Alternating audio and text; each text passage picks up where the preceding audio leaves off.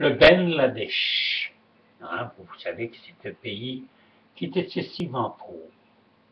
Saviez-vous, saviez-vous, mesdames et messieurs, que nous en avons une trentaine d'arrivées ici, à Québec même, au centre-ville de Québec, qui ont passé 10 ans dans les camps de concentration. Ce n'est pas des oui-dire, c'est des attestations des religieuses qui les nourrissent matin, midi et soir. Ils couchent où? Ils n'ont pas le moyen, évidemment, cause par les logis trop dispendieux. Et comme c'est Bangladesh, on les regarde, on se dit, ah, ben tiens, suite l'autodérision, quand c'est pas l'autoracisme qui parle, alors ces gens-là sont laissés à eux-mêmes, dans cette ville de Québec. Ça couche sur les tuyaux d'égout, dans des certains endroits, ici à Québec, où la chaleur, il sort une chaleur, hein, évidemment, vous le savez, ou dans des sorties de bois, comme on retrouve dans le métro à Montréal.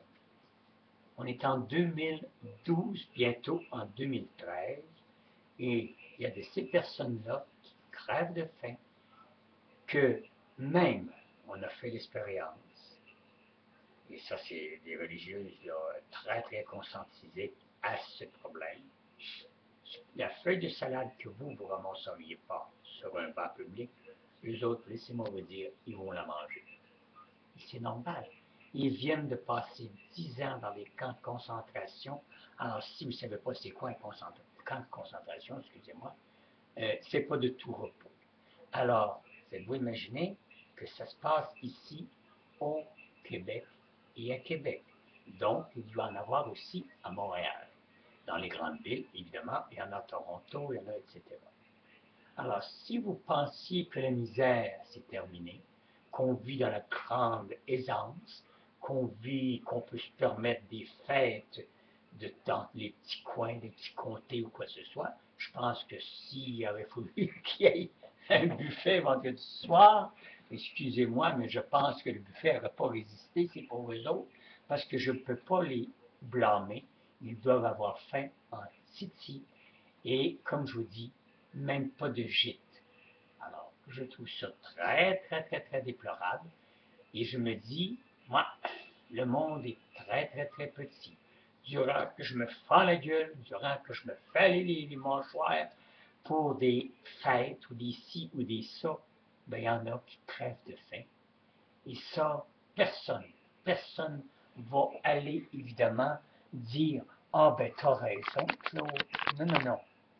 On est bien trop matérialiste, bien trop individualiste pour évidemment s'en faire avec ça. Comprenez-vous?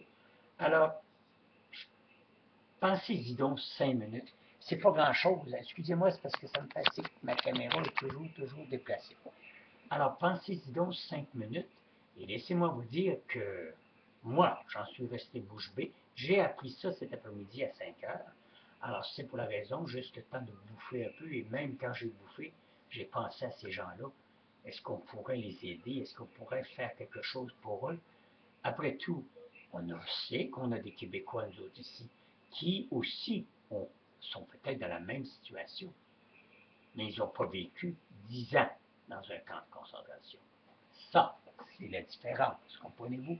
On est dur, on a tout, nous aussi. Et si on n'est pas content de la lecture, ben, on n'a rien qu'à la laisser de côté et la laisser à d'autres.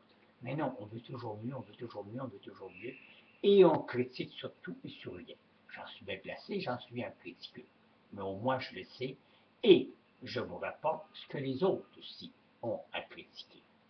Alors, en 2013, je suis encore estomaqué de penser que le Bangladesh, les gens sont ici et qui crèvent de faim.